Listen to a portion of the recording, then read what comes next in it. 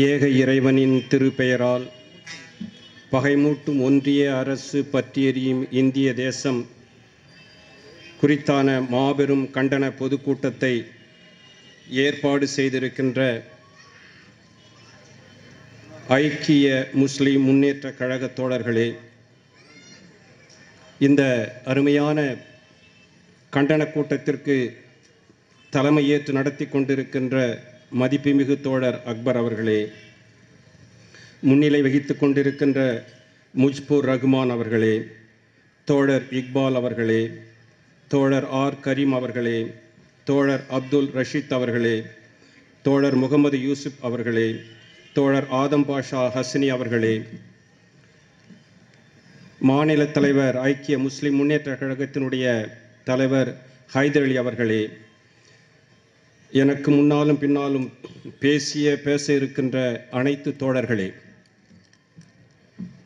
இந்த மாபெரும் கண்டன பொதுக்கூட்டத்தில் கலந்து கொள்வதில் மகிழ்ச்சி மட்டுமல்ல, ஒரு கடமையாகவும் இதை நான் கருதுகிறேன். நிலவிலே சந்திரயான் 3 இறங்கி இந்தியா முழுவதும் ஏதோ கோலாகலமாக மகிழ்ச்சியாக இருப்பது போல தோன்றுகிறது. இந்த சந்திரயானை வைத்து இந்த நாட்டிலே நடந்து கொண்டிருக்கின்ற பிரச்சனைகளை எல்லாம் மறந்து போகின்ற ஒரு சூழலும் உருவாகும். இந்த சந்திரயான் 3 பணிகளில் முக்கியமான ஒன்றாக சொல்லுகிறார்கள், சூரிய குடும்பத்தில் உள்ள கிரகங்களை பற்றி ஆராய்ந்து அறிவதும் அதனுடைய பணி என்று சொல்கிறார்கள். சூரிய கிரகங்களை பற்றி ஆய்ந்தறிவதற்கு முன்னால் இந்த நாட்டில் இருக்கின்ற RSS குடும்பத்தினுடைய கிரகங்களை பற்றி நாம் தெரிந்து கொள்வது அவசியமாகும். 1925ஆம் ஆண்டு இந்த RSS அமைப்பு தொடங்கப்பட்ட போது அவர்கள் ஒரு உறுதி எடுத்துக்கொண்டார்கள். 75 ஆண்டுகளுக்கு பிறகு இந்த நாட்டை இந்து நாடாக மாற்ற வேண்டும் என்ற வெறித்தனமான ஒரு தீர்மானத்தை அவர் கையில் எடுத்தார்கள். இன்று இங்கு நாம் கூடியிருப்பது நம்முடைய பெரும்பான்மையான இந்து சகோதரர்களுக்கு எதிராக வெறுப்புணர்வு ஊட்டுவதற்காகவோ அவர்களையெல்லாம் நம்முடைய எதிரிகளாக சித்தரிப்பதற்காகவோ நாம் இங்கு கூடவில்லை. இந்த நாட்டிலே இருக்கின்ற சிறுபான்மை மதத்தின் இனத்தைச் சேர்ந்த தோழர்களாகிய நம்முடைய உரிமைகளை பாதுகாக்கவும் நம்முடைய மாண்பை பாதுகாக்கவும் நாம் இங்கு கூடியிருக்கின்றோம்.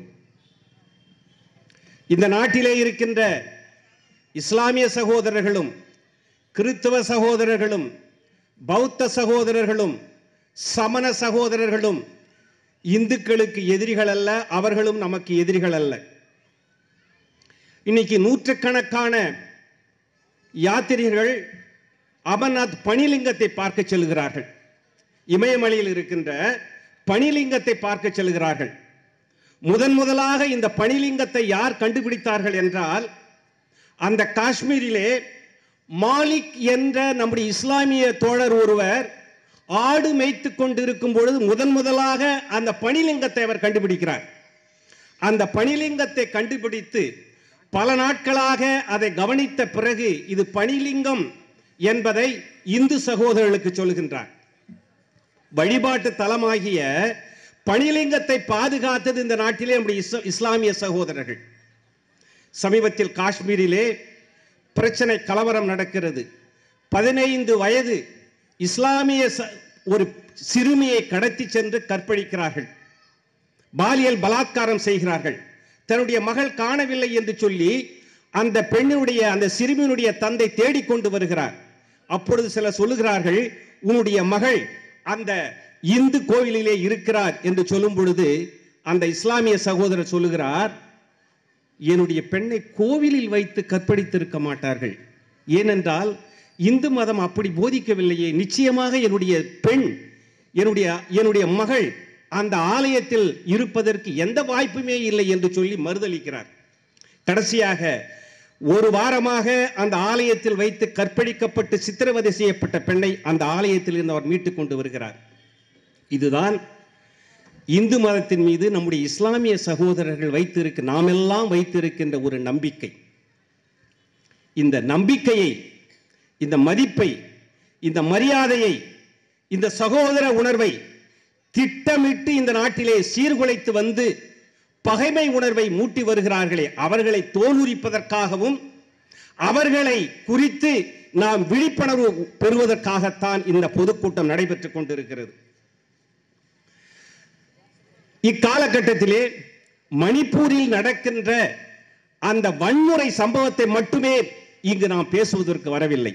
ஒட்டுமொத்தமாக இந்த நாட்டிலே நடக்கின்ற வன்முறை இஸ்லாமிய சகோதரர்களுக்கும் கிறிஸ்தவ சகோதரர்களுக்கும் சிறுபான்மை சகோதரர்களுக்கும் இந்த நாட்டிலே நடக்கின்ற வன்முறைகளை குறித்து நாம் கண்டிக்க இங்கு கூடியிருக்கின்றோம். 1992 அயோத்தியிலே பட்டப்பகலிலே பாபர் மசூதி இடிக்கப்பட்டது. பாபர் மசூதி இடிக்கப்பட்ட பிறகு அந்த பாபர் மசூதி இடித்தவர்கள் எல்லாம் தலைவர்கள். லிபரான் கமிஷன் அமைத்து இந்த லிபரான் கமிஷனுக்கு முன்னால் இவர்கள் எல்லாம் ஆஜராக வேண்டும் என்று கட்டளையிட்ட போது ஒருவர் கூட ஆஜராகவில்லை. பிற்காலத்தில் அவர்களால் நாட்டினுடைய தலைவர்களாக வருகிறார்கள். லிபரான் கமிஷன் முன்னாடி வரல. அயோத்தியில பாபர் மசூதியை இடித்தது சட்டவிரோதமானது என்று தெரிந்தும் கமிஷன் அமைத்தும் எத்தனை பேர் தண்டிக்கப்பட்டார்கள்? ஒருவரை கூட தண்டிக்கவில்லை. 2002 குஜராத்தில் கலவரம் நடக்கிறது. குஜராத் கலவரம் சபர்மதி ரயில் அகமதாபாத்தில் இருந்து நூற்றுக்கணக்கான மைல் தொலைவிலே இருக்கிறது. கோத்ரா என்ற ரயில் நிலையம், கோத்ரா ரயில் நிலையத்திலே சபர்மதி ரயில் எரிக்கப்படுகிறது. ஆனால் அது எரிக்கப்படுவது சில நிமிடங்களிலே அகமதாபாத்தில் கலவரம் வெடிக்கிறது. நூற்றுக்கணக்கான நம்முடைய இஸ்லாமிய சகோதரர்களை கொன்று குவிக்கிறார்கள், வீடுகளை இடிக்கிறார்கள், அவருடைய சொத்துக்களை நாசப்படுத்துகிறார்கள். அதுல ஒரே ஒரு விஷயத்தை மட்டும் நான் சொல்ல விரும்புறேன். அந்த குஜராத்தில் அந்த கலவரத்தின் போது ஒரு பெண்ணை பிடிக்கிறார்கள். அந்த பெண் இந்து மதத்தில் இருந்து இஸ்லாமிய மதத்திற்கு மாறி திருமணம் செய்து கொண்டவர்.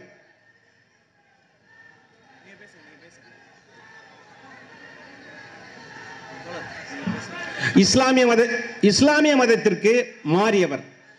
அந்த பெண் கர்ப்பமாக இருக்கிறார். அந்த கர்ப்பமாக இருக்கிற பெண்ணை பிடித்து அவர் சொல்லுகிறார்கள், அந்த கர்ப்பமாக இருக்கிற பெண்ணை பிடித்து சொல்லுகிறார்கள், இந்த இந்து பெண்ணுடைய வயிற்றிலே இஸ்லாமிய கரு இருக்கக்கூடாது என்று சொல்லி அந்த பெண்ணை பிடித்து கடப்பாறையால் குத்தி அந்த குழந்தையை வெளியில் எடுத்து அந்த பெண்ணையும் குழந்தையும் கொலை செய்கிறார்கள், துண்டு துண்டாக வெட்டுகிறார்கள். இப்படி செய்த அந்த குற்றவாளிக்கு இந்த நாடு என்ன தண்டனை கொடுத்தது? ஒரு தண்டனையும் கொடுக்கல. அதன் பிறகு 2003 திருச்சியில இந்து இளைஞர்கள் மாநாடு நடைபெறுகிறது. அந்த இந்து இளைஞர்கள் மாநாட்டில் விஹெச்பியினுடைய பொதுச் செயலாளர் தொக்காடியா பேசுகிறார். அந்த தொக்காடியா பேசும் பொழுது அந்த விஹெச்பியினுடைய பொதுச் செயலாளர் தொக்காடியாவிற்கு தங்கத்திலான வேலை கொடுக்கிறார்கள். அந்த வேலை பெற்றுக்கொண்ட தொக்காடியா அவர்கள் சொல்லுகிறார், இந்த வேலிலே 3 வேல் இருக்கின்றது. ஒன்று மசூதிகளை இடித்து தரைமட்டமாக்கும், இன்னொன்று மாதா கோயிலை இடித்து தரைமட்டமாக்கும், மூன்றாவது. அன்பிற்கினிய சகோதரர்களே, தயவு செஞ்சு போய் உட்காருங்க. போங்க, பேசுறவங்களுக்கு முதல்ல மதிப்பு கொடுங்க. போய் சேர்ல உட்காருங்க. எதுக்கு இவ்வளவு கும்பல் நிக்கிறீங்க? போங்க, இங்கிருந்து போங்க. இங்க சத்தமே வரக்கூடாது. போயிட்டு எல்லாரும் சேர்ல உட்காருங்க அமைதியான முறையில்.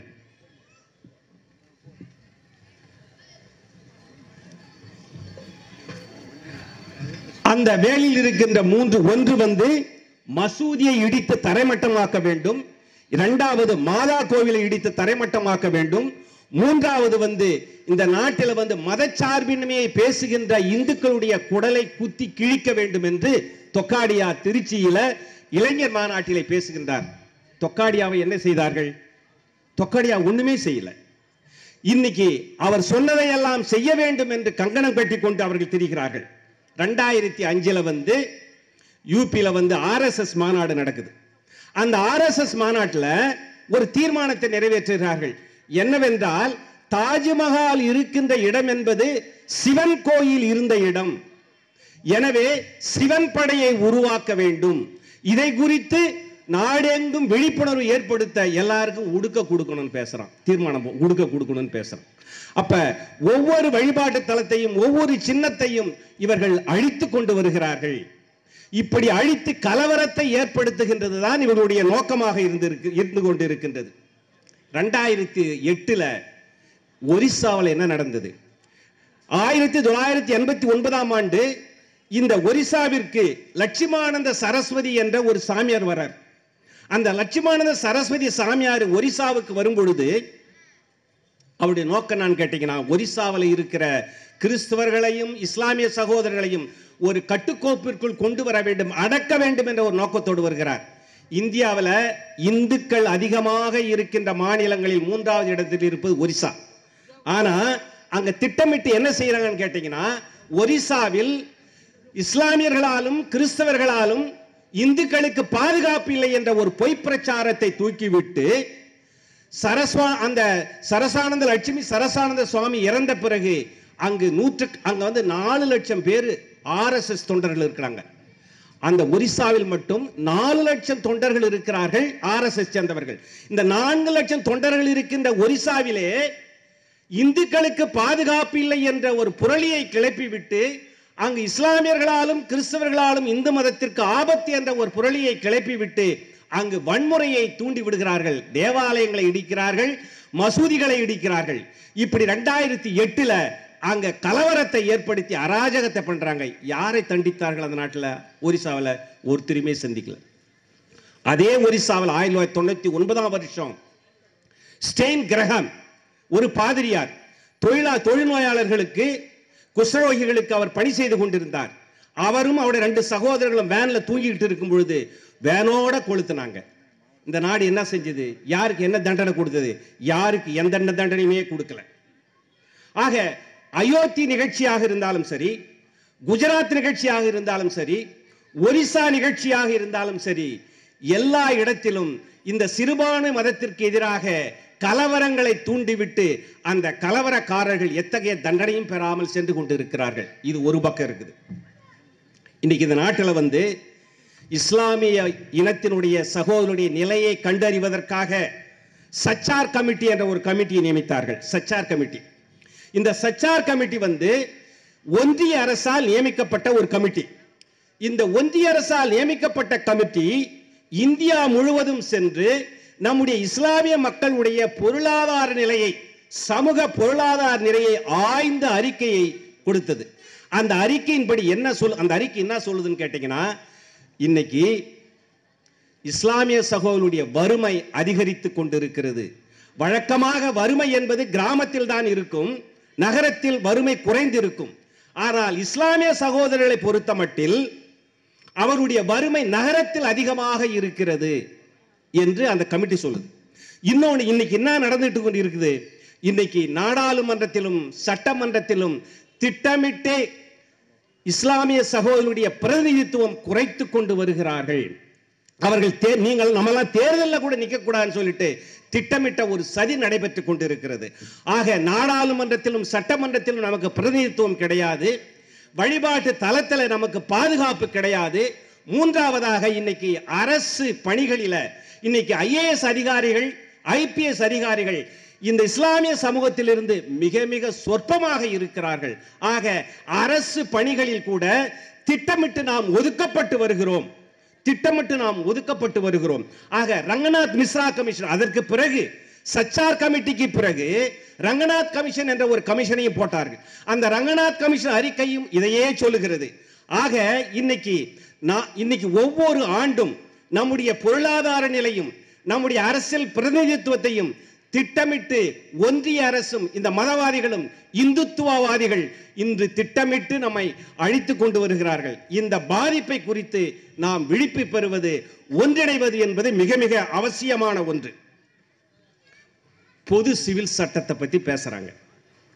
பொது சிவில் சட்டம் இன்னைக்கு வந்து திருமணம், சொத்து, வழிபாடு, விவாகரத்து, இதுதான் பொது சிவில் சட்டமா இருக்குது. மற்றெல்லாம் பொதுவா இருக்குது.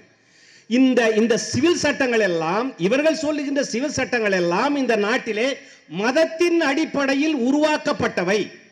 கிறிஸ்தவர்களுக்கென்று தனி திருமண சட்டம், இஸ்லாமிய சகோதரர்களுக்கென்று திருமண சட்டம், புத்த மதத்தை சேர்ந்தவர்களுக்கு தனி, இப்படி தனித்தனியாக இருக்கும் பொழுது இன்னைக்கு என்ன பேசுறாங்க? பொது சிவில் சட்டம். சரி, பொது சிவில் சட்டம் என்றால் எந்த மதத்தின் அடிப்படையில் இந்த சட்டத்தை உருவாக்குவார்கள்? இன்னைக்கு இருக்கிற பொது கிரிமினல் சட்டத்தை அவனால ஃபாலோ பண்ண முடியல. அயோத்தியில இருந்த கிரிமினல் அவனால் தண்டிக்க முடியல, குஜராத் கிரிமினல் அவனால் தண்டிக்க முடியல, ஒரிசா கிரிமினல் அவனால் சந்திக்க முடியல. இன்னைக்கு பொது சிவில் சட்டத்தை வைத்து என்ன செய்ய போகிறார்கள்? ஒரே நாடுன்னு பேசுற, ஒரே மொழின்னு பேசுற, ஒரே மதம் பேசுனா ஒரே சாமின்னு உன்னால சொல்ல முடியுமா? எந்த சாமி என்னால் ஏற்றுக்க சொல்ல? இந்து மதத்தில் எந்த சாமி நீ சொல்லுவ? எந்த சாமி ஏற்றுக்கணும்னால சொல்ல முடியும்? ஆக பொது சிவில் சட்டம் என்பது சிறுபான்மை மதத்தை சேர்ந்தவர்களினுடைய உரிமைகளை, சுதந்திரத்தை கட்டுப்படுத்துவதற்காக கொண்டு வரப்படுகின்ற ஒரு சதித்திட்டம். ஆக இந்த கூட்டத்தில் நாம் இந்த கூட்டத்தின் சார்பாக சிறுபான்மை மக்களுடைய முக்கியத்துவத்தை கருதி இந்த பொது சிவில் சட்டத்தை வன்மையாக கண்டிக்கிறோம், வன்மையாக எதிர்க்கிறோம். இன்னைக்கு மணிப்பூரில் நடந்து கொண்டிருப்பதும் அதுதான். மணிப்பூர் என்பது இந்த நாட்டுடைய பாதுகாப்பாக இருக்கக்கூடிய 7 மாநிலங்களில் ஒன்று. இன்னைக்கு நம்ம சொல்ற மாதிரி மணிப்பூர் என்பது தொடக்கத்திலிருந்து இந்தியாவில் இல்லை. 1949ஆம் ஆண்டு தான் மணிப்பூர் என்பது இந்தியாவோடு இணைந்தது. இன்னைக்கு இந்தியாவுடைய ஒரு பகுதி என்று நாம் இப்பொழுதுதான் சொல்ல முடியும். முதல்ல தனியாக இருந்தது. இந்த மணிப்பூரில் இன்னைக்கு நடக்கின்ற கலவரம் வெறும் பழங்குடி மக்களுக்கும் ஆதிக்க ஜாதி இந்துக்களுக்கு மட்டுமல்ல, மதத்திற்கு எதிரான கலவரமும் இன்று நடந்து கொண்டிருக்கின்றது. இஸ்லாமிய தோழர்களும் தாக்கப்படுகிறார்கள், கிறிஸ்தவ தோழர்களும் தாக்கப்படுகிறார்கள். அந்த வன்முறையினுடைய ஒரு கொடுமையை மட்டும் நான் சொல்லுகிறேன். இன்னைக்கு 200 தேவாலயங்கள் அங்கு இடிக்கப்பட்டிருக்கின்றன. நூற்றுக்கணக்கானவர்கள் தாக்கப்பட்டு இருக்கிறார்கள். பெண்களை நிர்வாணமாக நடத்தி கற்பழித்து பாலியல் தொல்லை கொடுத்திருக்கிறார்கள். இதெல்லாம் நடந்துட்டு இருக்கும்போது ஒன்று, இந்த தாக்கப்பட்ட மரணமடைந்த கிறிஸ்தவர்களை கல்லறையிலே புதைத்து அங்க சிலுவை நட்டு இருக்கிறாங்க. இந்த மதவெறி பிடித்த இந்துத்துவா கும்பல் அந்த கல்லறைக்கு சென்று அந்த பிரேதத்தை எடுத்து, சிலுவை இருக்கின்ற இடத்தில் இருக்கிற பிரேதத்தை எல்லாம் எடுத்து துண்டு துண்டா நறுக்கி எரித்து இருக்கிறார்கள். இது எத்தகைய மதவெறி, எத்தகைய வன்முறை! இது நாட்டில் நடக்குமா? இன்னைக்கு அந்த மணிப்பூரில் 2 பெண்கள் நிர்வாணமாக அழைத்து செல்லும் போது நம்முடைய பாரத பிரதமர் அமெரிக்காவிலே இருக்கின்ற இந்தியர்களுக்கு பட்டுப்புடவை வழங்கி கொண்டிருந்தார். இன்னைக்கு இங்க நிர்வாணமா போயிட்டு இருக்கிறாங்க, அங்க பட்டுப்புடவை வழங்கி இருக்கிறார். இதுவரையில அவருக்கு மணிப்பூருக்கு போவதற்கு நேரமில்லை. இவர்கள் தான் நம்மை இன்று ஆண்டு கொண்டு இருக்கின்றார்கள். ஆக எத்தகைய கட்டத்திலே நாம் இருக்கிறோம். மணிப்பூரை காப்பாற்றுவது என்பது ஒன்று. இந்த நாடு முழுவதும் இருக்கின்ற சிறுபான்மை தோழர்களாகிய நாம் ஒன்றிணைந்து வர வேண்டும். நாம் ஒருங்கிணைந்து வருவது யாரையும் எதிரியாக நினைத்து தாக்குவதற்காக அல்ல, நம்முடைய உரிமைகளை பாதுகாப்பதற்காக. இந்த நாட்டில் இருக்கின்ற ஒவ்வொரு குடிமகனுடைய உரிமைகள் பாதுகாக்கப்பட வேண்டும், மாண்பு பாதுகாக்கப்பட வேண்டும். இந்த நாடு நம்முடையது. இந்த நாடு எவருக்கும் மதத்தின் அடிப்படையில் சொந்தம் கொண்டாட, உரிமை கொண்டாட யாருக்குமே உரிமை இல்லை. மணிப்பூரில் இருக்கின்ற பழங்குடியினர் எல்லாம் பர்மாவில் இருந்து வந்தவர்கள் என்று, அந்நியர்கள் என்று சொல்லுகிறாயே. கைபர் போலன் கணவாயில் இருந்து வந்த நீ என்ன யாரு? கைபர் போலன் கணவாயை நீ போக முடியுமா? ஆக இதில் யார் சொந்தக்காரர்கள், யார் அந்நியர்கள் என்பதெல்லாம் இன்னைக்கு மதவாத இந்த இந்துத்துவ சக்திகள் திட்டமிட்டு பரப்பி விடுகின்றன. இன்னொரு பயங்கரமான ஒரு புரளியை கிளப்பி வராங்க. என்னன்னு கேட்டா, இன்னும் சில ஆண்டுகளில் முஸ்லீம் இஸ்லாமிய சகோதரருடைய மக்கள் தொகை பெருகிடும், நம்ம எல்லாம் சிறுபான்மையினராக மாறிவிடுவோம். எவ்வளவு பெரிய ஒரு அராஜகமான அட்டுழியமான பிரச்சாரத்தை இந்த இந்துத்துவ சக்திகள் பரப்பி வருகின்றன. ஆகவே நண்பர்களே, தோழர்களே, இந்த கண்டன பொதுக்கூட்டம் என்பது நம்முடைய ஒற்றுமையை வளர்ப்பதற்கும் உரிமையை பாதுகாப்பதற்கும், தொடர்ந்து இந்த நாட்டிலே இந்த நாட்டினுடைய உரிமைகளையும் ஒவ்வொரு குடிமக்களுடைய உரிமையையும் பாதுகாக்க நாம் தொடர்ந்து பயணிப்போம், போராடுவோம், வெற்றி பெறுவோம். நன்றி. ஜெய் பீம்.